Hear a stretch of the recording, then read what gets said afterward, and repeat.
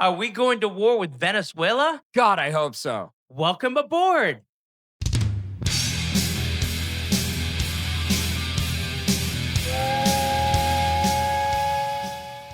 So, have you heard about what's going on with Venezuela and the drug ships and everything like that? I have not. Oh my God, this is awesome. Okay, so Venezuela under Maduro has been shipping drugs to the United States, fentanyl and all sorts of things.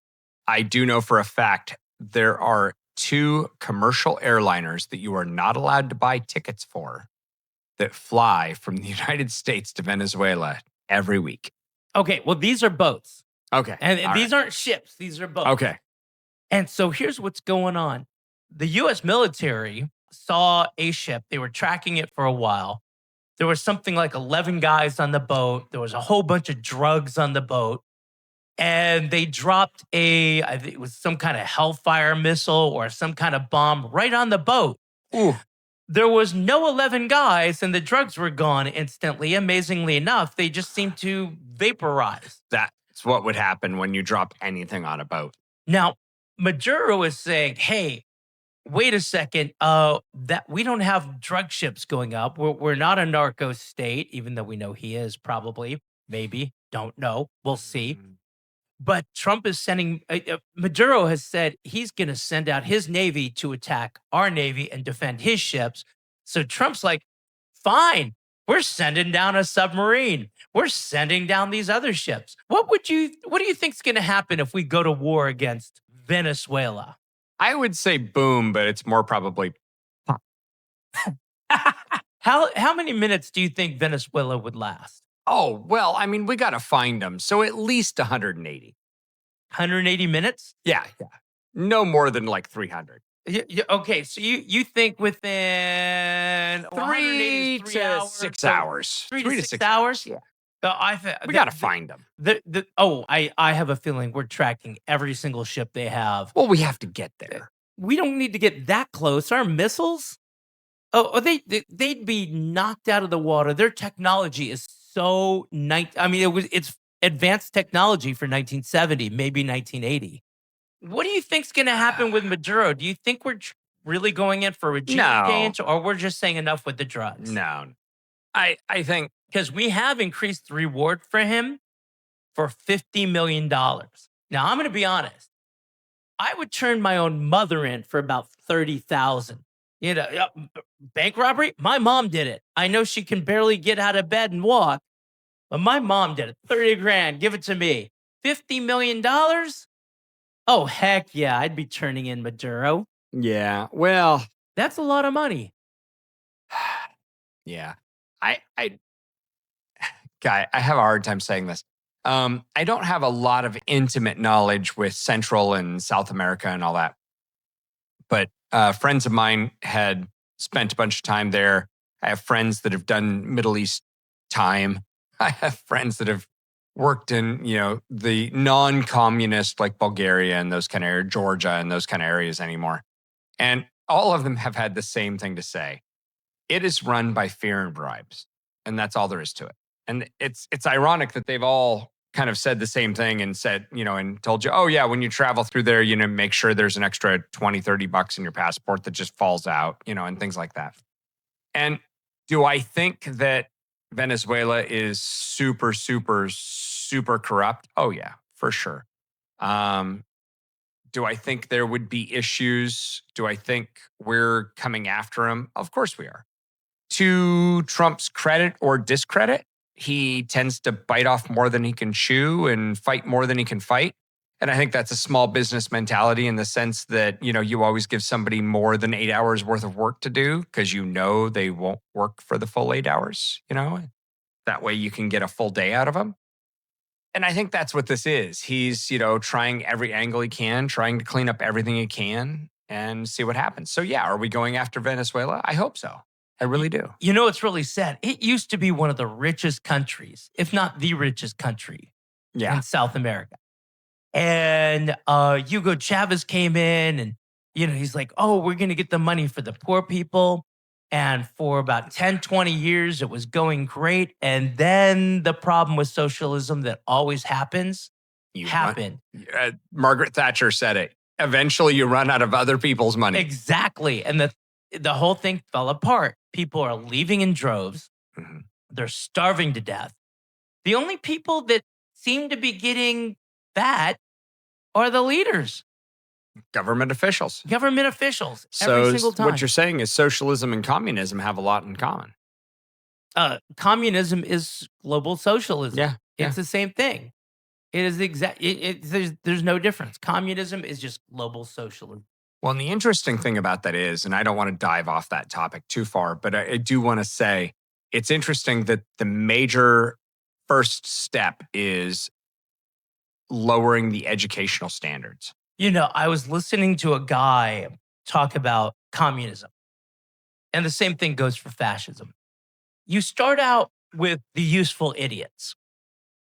They can't read, they can't really do much, and they're the extremists. They're the ones there. What they do to start the whole movement, snowballing effect of the movement, they're there to destabilize things. So you could go on in and take over. What this guy was saying is, as soon as you take over, the communists or the fascists or whatever, as soon as you take over, guess who you start eliminating? The radicals who just did the destabilization. Of course. Because you don't want them turning against you. Well, it's mob rule. Yeah, and you get rid of them, and then you create stability again, and that is how you take over. And it seems to always happen from the left. And God knows where Venezuela is with their education. And the only way they're going to get out of this is to basically overthrow the government. You vote yourself into socialism, you have to, basically your way out. And, God knows where their education system is now. I mean, maybe it's better than ours, maybe it's worse, but it's a mess there. Yeah, and that's the key. Everybody wants to point it to drugs, corruption in the government, all these things. But at the end of the day, it's that freakonomics. You can't look at what's on the surface. You have to look deep and you have to see what it is and what contributing factor changes things. And in my opinion, education is purely the thing. Religion, to a certain extent, religion's always one generation away from dying. And, and I think, at least in America, religion's on life support. But in other countries, I think religion's still doing well. But is religion going out and pushing the values that they need to? Well, I, for one, would love to invite Nicolas Maduro up to my house for lunch. I will buy him the ticket. Don't worry about the knock at the door. I wouldn't turn you in for $50 million.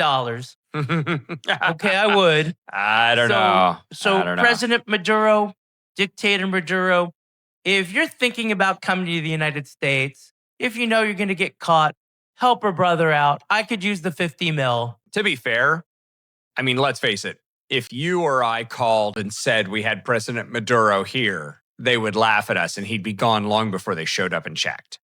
So you're probably safe if you'd like to come. And Lord knows, our podcast could use some famous people in it. So, we do have some famous companies helping us out. That's true. Yeah. And they did pay for our new equipment. And there are 2 more ports on that new equipment. So we could have 2 guest speakers. Oh, absolutely. We could have Pastor Rick and Rabbi Shmuley. Rabbi Shmuley, great guy.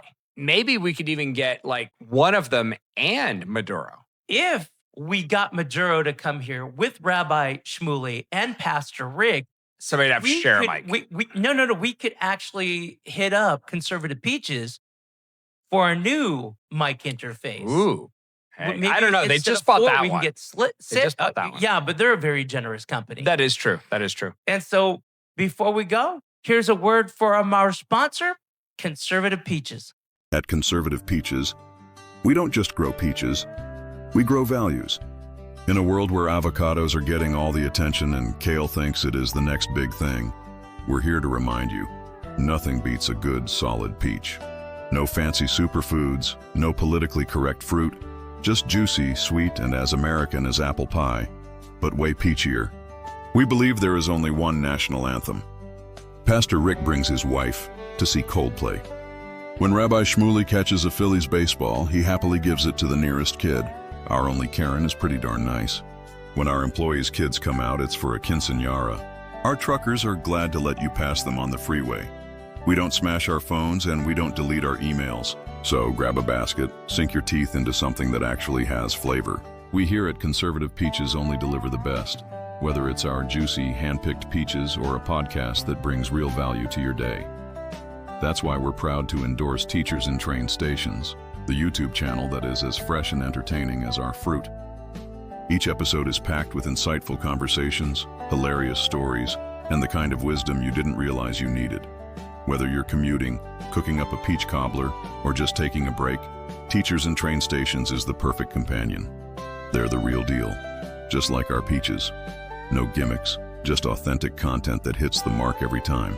So while you're biting into one of our finest peaches, take a moment to tune in and enjoy.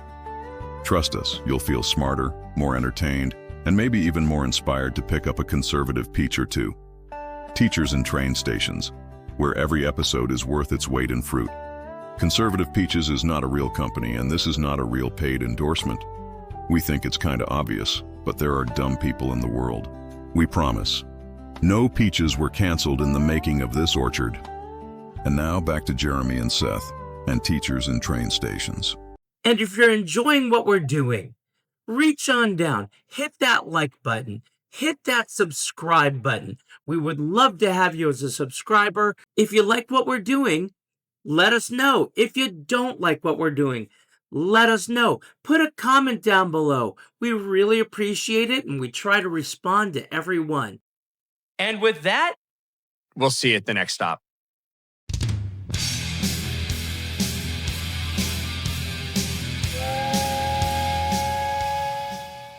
Choo-choo. why is it funny every time? No, that's why I do it, It's so because of the childish, stupid look they stupid get thing. over you.